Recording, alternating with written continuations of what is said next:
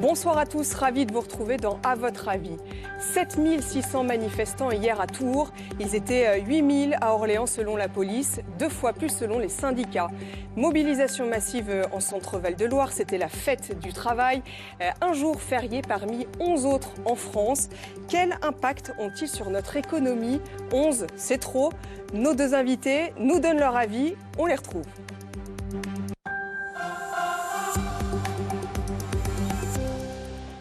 Et pour parler de ce sujet, l'impact de ces jours fériés sur notre économie et 11 jours fériés, est-ce trop? J'accueille sur ce plateau Nicolas Dumas. Bonsoir. Bonsoir. Vous êtes président du MEDEF en Centre Val-de-Loire, représentant les chefs d'entreprise. Et Grégoire Hamelin, bonsoir. Bonsoir. Vous êtes secrétaire régional du syndicat Force ouvrière.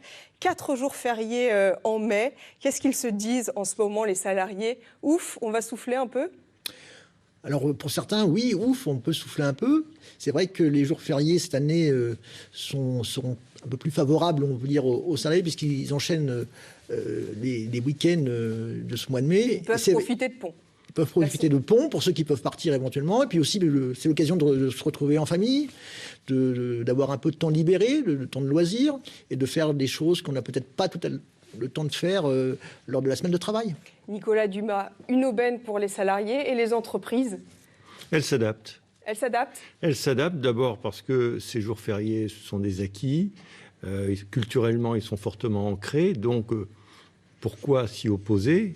On a appris à travailler avec. Donc, le propre de l'entreprise, c'est de s'adapter à la situation. Effectivement, ce mois de mai est favorable à nos salariés, mais on va faire avec, il n'y a pas de souci majeur. Il y a des retards qui peuvent être pris dans certains projets, dossiers?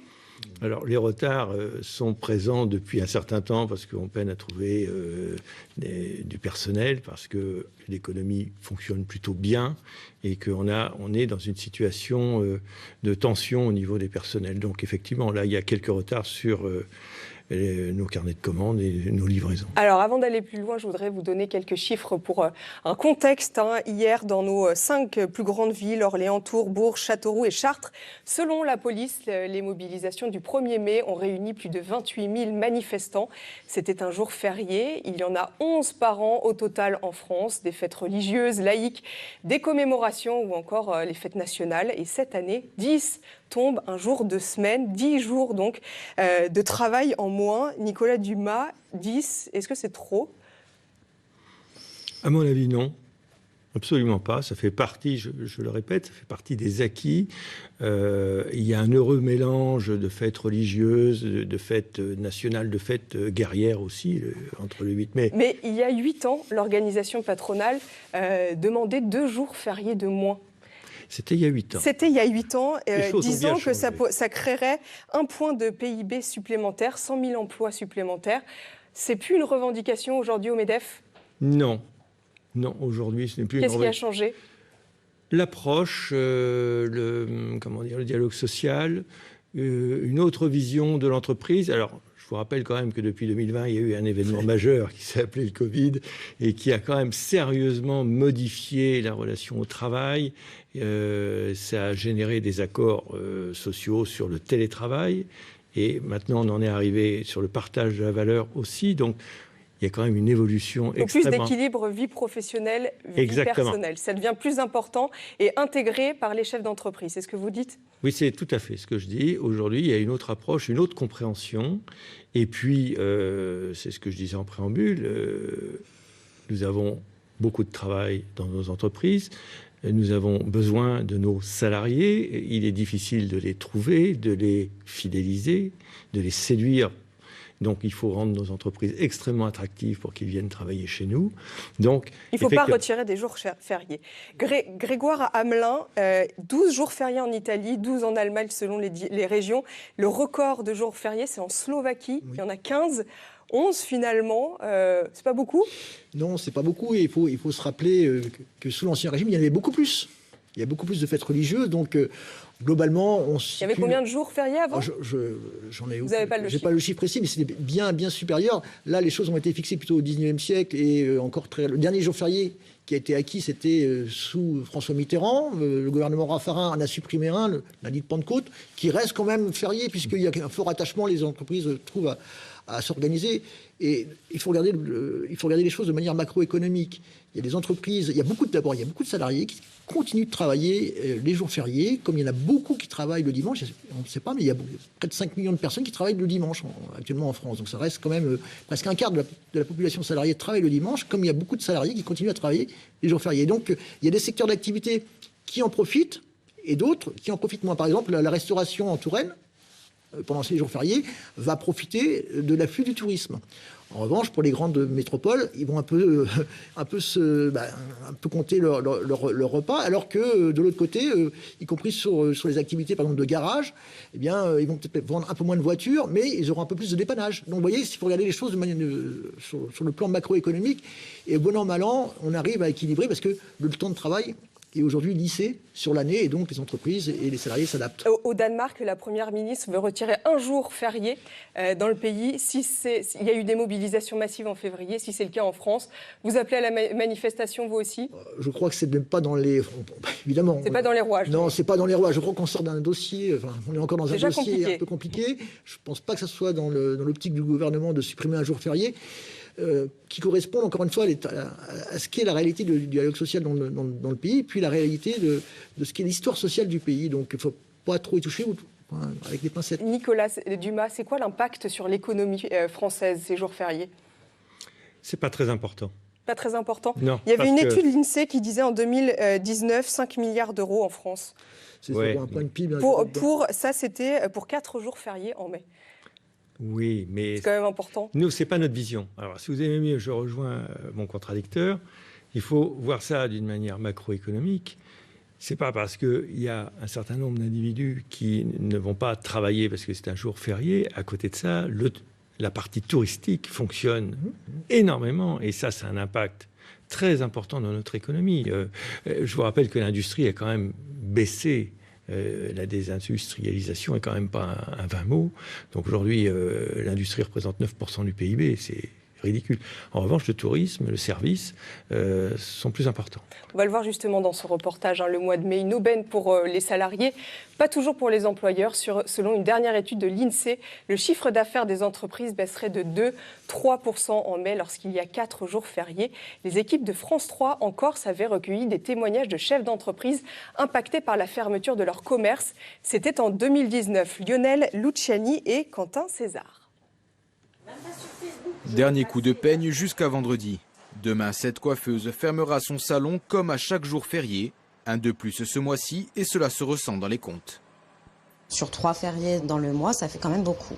Après, on a une clientèle fidèle qui reporte. S'ils ne peuvent pas venir, on va dire le jour férié, ils viendront le jour d'après. Mais malgré tout, oui, c'est un manque à gagner.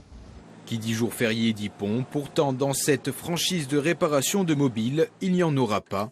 La décision est prise au niveau de la direction nationale pour l'ensemble des 200 points de vente. Oui, je l'ai vu. Après, on n'a pas eu le temps de le traiter, vu qu'on a de l'affluence. Mais dès que ça sera un peu plus mou, on pourra regarder pour changer de fournisseur ou pas. Tout n'est pas permis. Les délais sont à respecter afin de ne pas prendre les clients en otage. On ne fait pas le pont. On reste ouvert le vendredi parce qu'il y a le service client à faire. Et c'est bloquant pour un client pendant 5 jours de ne pas avoir son téléphone. C'est improbable. C'est impossible pour lui. Le mois de mai, une aubaine pour les salariés, moins pour les employeurs. Pour ce disquaire du centre-ville, pas question de fermer, le manque à gagner serait trop important. Vaut mieux être ouvert dans ce cas-là, parce que même s'il y a une baisse, on est quand même présent pour prendre de l'argent, puisque malheureusement tout se fait avec la finance. Et si on a les magasins fermés, on ne peut pas être à même sa caisse. Le problème qu'il y a aussi, c'est que peut-être nous ne sommes plus assez nombreux à ouvrir aussi dans ces moments-là. Ce qui fait que les gens commencent à se passer le mot, et peut-être que maintenant il y a un peu moins de monde aussi par rapport à ça. Pour autant, tous les secteurs ne sont pas impactés par ce ralentissement. Le tourisme et la restauration devraient au contraire en tirer profit. Vous les comprenez, ces chefs d'entreprise qui, eux, sont plutôt contre l'accumulation des jours fériés? Alors, je ne sais pas s'ils sont réellement contre. Ce qu'ils notent, c'est qu'ils ils doivent subir une légère baisse d'affaires, une légère baisse du chiffre d'affaires. Il faudrait regarder les choses de plus près. Un commerçant peut toujours ouvrir seul son échoppe, sa boutique, pendant un jour férié. D'ailleurs, la liste des jours fériés elle est certes arrêtée, mais tous les jours fériés ne sont pas chômés. Il n'y a que le 1er mai qui est férié et chômé pour les salariés. Alors qu'est-ce que ça veut dire ? Ça veut dire que si vous êtes amené à travailler le 1er mai, par exemple, votre salaire horaire est doublé. C'est-à-dire que l'employeur est obligé de vous accorder une journée de repos et de vous la payer pour le 1er mai. Et ce n'est pas le cas des autres jours fériés. Sauf si c'est prévu par convention collective ou accord d'entreprise. Et il est vrai qu'il y a de nombreux secteurs d'activité, dans l'industrie, qui a une forte tradition de dialogue social depuis très très longtemps. D'autres secteurs se sont calés sur les fêtes, avant sur les fêtes religieuses. Maintenant, les fêtes sont un peu désacralisées, mais aussi sur le calendrier de ces jours fériés pour amener de la respiration, parce que globalement, on passe 2 tiers de l'année au travail et 1 tiers de l'année, 1 tiers des jours reste pour les congés payés, pour se reposer, faire autre chose. C'est aussi ce qui fait société. On ne peut pas être tout le temps au travail. C'est ce que mon contradicteur disait. Il y a des nouvelles formes de travail qui s'instaurent aujourd'hui parce qu'on recherche aussi à s'épanouir dans le travail, certes, mais avoir aussi des moments de famille, de loisirs, de découverte, d'épanouissement, etc., etc. Donc voilà. Alors Nicolas Dumas, est-ce que ce n'est pas le sujet finalement ? Est-ce qu'il ne faudrait pas plus rémunérer ces jours fériés, doubler le salaire des salariés qui travaillent par exemple le 14 juillet ou le jour de Noël ? C'est ce qu'impose la loi aujourd'hui. Nous, on est dans le dialogue social, on est dans une certaine compréhension des choses, on est sur une réflexion de la semaine de 4 jours. On a expérimenté dans certains secteurs d'activité les 4 jours en entreprise. Alors, pour des raisons d'économie d'énergie cet hiver, on est ouvert à plein d'expérimentations, histoire qu'on puisse travailler de manière apaisée et que le travail puisse se faire. La seule, je dirais, problématique que l'on a en France par rapport à nos voisins européens, c'est sur l'annualisation du temps de travail, où on est le dernier pays d'Europe en termes d'emploi, de temps. On est à 1100, attendez, je dois avoir le chiffre, 1646 heures. Trop de temps de travail. Pas assez de temps de travail, qui a un véritable impact sur le PIB, ça en revanche. C'est le seul problème qu'il y ait. Pour le reste, socialement, on est dans le dialogue, le travail est fait. Alors, on revendique une productivité très efficace en France. Bon, c'est peut-être un petit peu surfait, mais on fait le job. Simplement, on est dans un système assez équilibré avec donc cette semaine de congé. Si on prend 5 semaines plus les 11 jours de la condition qu'il y ait un jour ouvrable. Ouvrable, voilà, effectivement. Alors, je voudrais qu'on revienne sur la journée d'hier. Premier jour férié de mai, c'était la fête du travail et la journée internationale des travailleuses et des travailleurs. Il y avait 8000 manifestants à Orléans selon la police, 20 000 selon les syndicats. Retour sur cette journée avec Garo Kevorkian et Charlie Krief. Ça devait être un raz-de-marée pour les syndicats. C'est un pari réussi. Rarement à Orléans, un 1er mai a mobilisé autant de personnes. Bien sûr, cette année, il faut compter les opposants à la réforme des retraites, qui, 2 semaines après sa promulgation, y croient encore. Par exemple, en soutenant l'initiative de certains parlementaires centristes. Alors nous, on n'est pas du tout résignés. Il y a encore plein d'options pour faire tomber la réforme. Le référendum d'initiative partagée. Il y a le groupe Lyotte aussi. On peut montrer qu'on est là, qu'on est déterminé, voilà, pour pousser l'Assemblée à prendre la bonne décision, quoi. Et même pousser Emmanuel Macron, peut-être dans un sursaut d'intelligence, à décider de retirer la réforme, quoi. Sans altercation ni violence et durant 2 heures, slogans, chants et quelques casseroles ont résonné. Dans la foule, on pouvait même apercevoir une guillotine factice. Il n'y a aucune menace de mort, c'est pas du tout l'objectif, mais effectivement, c'est pour symboliser un vrai symbole de désespoir chez la population. On ne veut pas mourir au travail. Voilà, je pense qu'eux non plus d'ailleurs. Mais voilà, c'est absolument pas un message dirigé contre quelqu'un. Il n'y a pas d'insulte, il n'y a pas de mouvement de haine contre qui que ce soit. Voilà, c'est vraiment un mouvement de contestation. Ce 1er mai était aussi l'occasion de mettre en lumière d'autres causes, comme une hausse des salaires et des retraites face à l'inflation, et de rappeler l'urgence écologique. Il y a le problème de la planète, parce que du coup on a un commissaire au plan. Il est où le commissaire au plan ? On se demande qu'est-ce qu'il fait. Et là il y a urgence pour mes petits-enfants. Selon les syndicats, 20 000 personnes ont manifesté à Orléans, 7 400 d'après la police. Mourir au travail, c'est ce que dit ce jeune dans ce reportage. Cette crainte, vous la partagez ? Oui, alors c'est peut-être des fois une petite exagération ? Oui, enfin, la journée du 1er mai, c'est avant tout la journée de solidarité internationale et de revendication entre les travailleurs. Et c'est vraiment important parce que c'est le seul jour qui a été imposé par le mouvement ouvrier, en référence notamment au combat qui avait été mené par les syndicats américains pour imposer la journée de 8 heures et qui a été repris après. Alors là, vous revenez sur les origines de cette journée. Et pourquoi ? Parce que je fais le lien avec la retraite. C'est aujourd'hui, à l'époque, on se battait pour avoir du temps libre dans la journée. Aujourd'hui, on se bat pour conserver du temps libre vers la fin de la vie. Parce que là, aujourd'hui, le gouvernement nous impose 2 ans de travail supplémentaires, mais en contrepartie, il n'y a pas grand-chose. Donc, si vous voulez, c'est pour ça qu'il y a une telle contestation dans le pays depuis 3 ans maintenant. Et le 1er mai, effectivement, c'est la journée de revendication internationale des travailleurs. Et donc, à ce titre-là, c'était normal de mettre cette réforme qui a mobilisé des milliers et des millions de personnes dans la rue, encore à l'honneur de ce 1er mai 2023.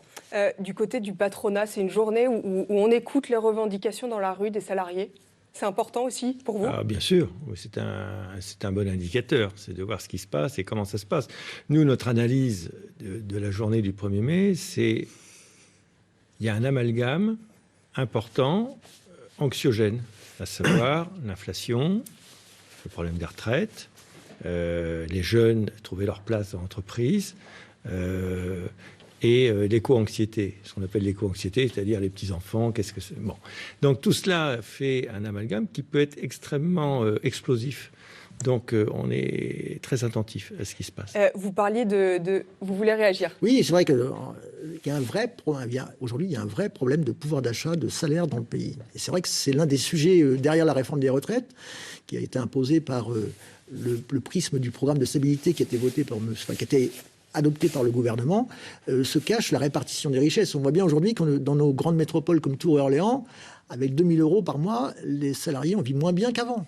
Avec l'explosion du coût de la vie, c'est vrai que de ce point de vue-là se pose la répartition des richesses dans le pays, alors que la France est l'un des pays les plus riches au monde. On a près de 10 millions de personnes qui vivent sous le seuil de pauvreté. Il y a 1 million de gamins qui ne mangent pas à leur faim tous les jours. Et on a des... Et les salaires augmentent. Et les salaires, nous, on a réclamé l'échelle mobile des salaires. Alors, votre réponse en quelques mots, parce que c'est bientôt la fin de cette émission. Pourquoi ça n'augmente pas les salaires ? Qu'est-ce que vous augmentez 2 fois déjà. Attendez. Mais pas suffisamment pour encaisser l'inflation. Oui, mais c'est l'éternel problème du système qui s'emballe. C'est-à-dire, vous augmentez les salaires, donc vous êtes obligé d'augmenter vos prix de vente, et vos prix de revient augmentent, donc votre prix de vente augmente. Donc, voilà. Bon, je suis désolée, c'est un autre sujet. Et puis c'est la fin de cette émission. Casser la spéculation pour ça. Merci en tout cas à vous deux d'avoir participé à votre avis. Merci à vous de l'avoir suivi. Demain, nouveau débat. Vous retrouvez Lauriane Vierasamy. Célibat des prêtres, l'Église doit-elle évoluer ? Ce sera la question. Tout de suite, vous retrouvez les meilleurs moments sur notre antenne dans le Vu ici. À 19h, le journal. Très bonne soirée.